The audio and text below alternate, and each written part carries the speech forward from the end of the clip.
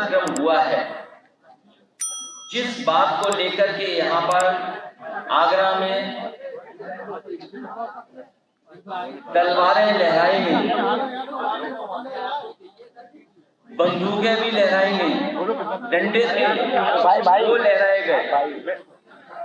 सुना है कि वो शांतिपूर्ण तरीके से सम्मेलन करने की परमिशन सरकार ने दी थी। और उससे पहले आपने सबने वो तस्वीरें देखी जहां पर बुलडोजर से चल करके कई थानों को क्रॉस कर करके लोग यहाँ आए, तोड़ फोड़ से लेकर के हमला किया है। उनका इरादा क्या था? उनका इरादा ये भी रहा होगा कि जान ले लें, क्योंकि जिस तरह के कथन, जिस तरह के वीडियो आ रहे हैं सामने, उसमें जो बोला जा रहा है, लोकतंत्र में, आजाद देश में इस तरह की भाषा और व्यवहार किसी के साथ नहीं हुआ होगा जिस तरह का हमने अपने व्यवहार और भाषा को देखा है। ये जो तलवारें लहराई जा रही थी, ये बोले सीधे साधे लोग का फायदा उठा रहा था कोई। मैं इस बात को इसलिए कह रहा हूं, जिसने मुझे मारने का कहा कि मैं गोली मार दूंगा, वो बहुत ही गरीब, भोला भाला, सीधा इंसान है। इसी तरह बहुत सारे भोले भाले लोग आए थे, उन्हें कठपुतली की तरह इस्तेमाल किया जा रहा था। उन्हें ये भी नहीं पता था कि उनके कठपुतली बनाने में किनकी उंगलियों में धागा है। लखनऊ वालों के हाथ में धागा था कि दिल्ली वालों के हाथ में धागा है। ये जो कुछ हम लोगों ने देखा, ये लखनऊ और दिल्ली का जो झगड़ा है बड़ा वाला, उसकी वजह से ये ताकत दिखाने का प्रदर्शन हुआ। आगरा सामाजिक न्याय के राज के स्थापित करने का जो संकल्प हम लोग उठा रहे हैं, उसी से रास्ता खुलेगा। क्योंकि बाबा साहब भीमराव अम्बेडकर जी का दिया हुआ संविधान ये हमारे लिए ढाल है। और कई मौकों पर कहा कि संविधान ढाल के साथ साथ संविधान हमारा संजीवनी है।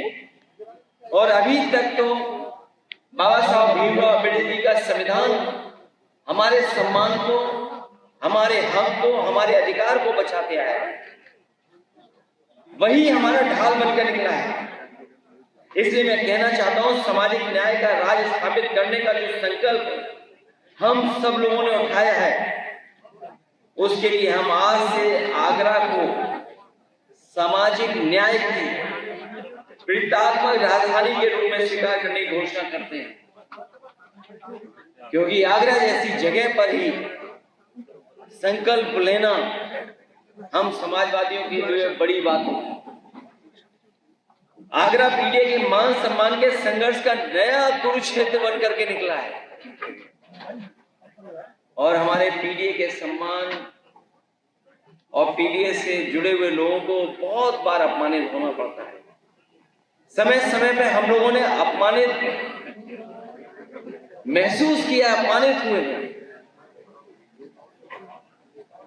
जो आदरणीय सुमन जी के घर पे हमला हुआ है, ये कोई अचानक वाला नहीं था। आदरणीय सुमन जी के घर पर जो हुआ है हमला, वो बहुत सोच समझ करके हमला हुआ है।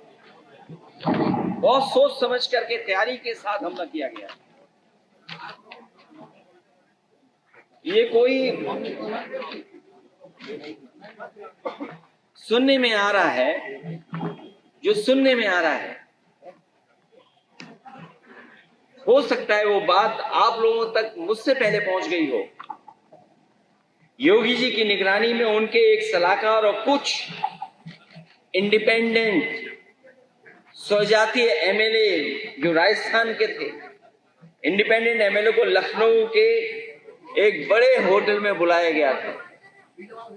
फिर इस मुद्दे की पटकथा उस सीएम के सलाहकार ने इन स्वजाति एमएलए के साथ मिलकर लिखी कि राजस्थान और यूपी के कुछ अराजक तत्व और योगी सेना को फंडिंग की ताकि ये माहौल बनाया जाए जिससे दो फायदे हों। आपने आगे बम्बू लगा रखा है। अच्छा, और क्या? केंद्र की बीजेपी सरकार को ये बताया जाए कि राजपूत योगी के साथ है और योगी की सीएम कुर्सी बनी रहे। यूपी में पीडीए और आगरा में मुख्यतः जाटा मुस्लिम निषाद और कुशवाहा समाज में एक डर पैदा किया जाए और खासकर पीडीए समाज में एक डर पैदा किया जाए जिससे ये अपने हक की आवाज उठाना बंद कर दें। इन सब के पीछे सरकार का सपोर्ट और फंडिंग थी। किसने खाने का इंतजाम किया, किसने टेंट का इंतजाम किया, कौन कुर्सी का इंतजाम करा रहा था, कौन हॉस्टल में रुकवा रहा था, कौन होटल में रुकवा रहा था।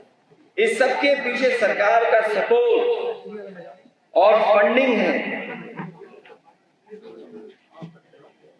कई एजेंसियां जो योगी की सेना की गाड़ी के काफले नफरत वाले रील्स और अफवाहों की फोटो को वायरल करते हैं। आखिरकार ये वायरल कौन करता है, ये फोटो को, रील्स को? उसके पीछे कौन है, कौन फंडिंग कर रहा है? इन सब के तार कई जिलों से जुड़े हुए हैं जो मुख्यमंत्री जी के स्वजाति लोग हैं।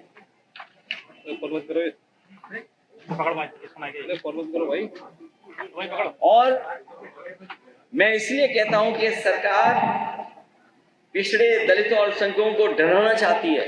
कई मौकों पर हम लोगों ने घटनाओं में देखा है, उनके काम करने के तरीके को देखा है, क्योंकि वो जानते हैं कि पीडीए की ताकत 2027 में सपा को साथ दे रही है। सपा के साथ खड़े हैं पीडीए के लोग। उसे डराए धमकाएं, और वो डराना धमकाना हम लोगों ने देखा था। अभी जो बाई इलेक्शन हुआ था उसमें किस तरीके से डराया धमकाया गया था, उन्हें वोट तक नहीं डालने दिया गया था।